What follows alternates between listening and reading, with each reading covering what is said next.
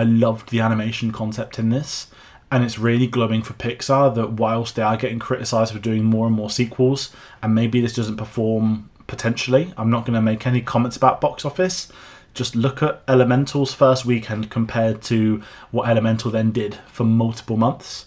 And Elemental was also another massively underrated one, which is again a newer original Pixar film. And I'm going to go on a sideways tangent as such and not turn this into a rant, but those people that sit there saying, Pixar, you keep making sequels, make something original, where are they watching the original films?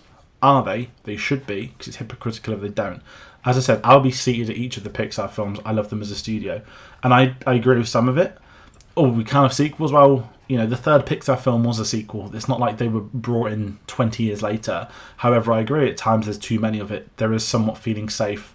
There is a studio saying, let's make more of these. But making more of these does bring in money, and the money it brings in should then be reinvested into making original films like this, to put this on the pedestal, to give this film a chance down the line. You don't get to have those moments without reinvesting it elsewhere.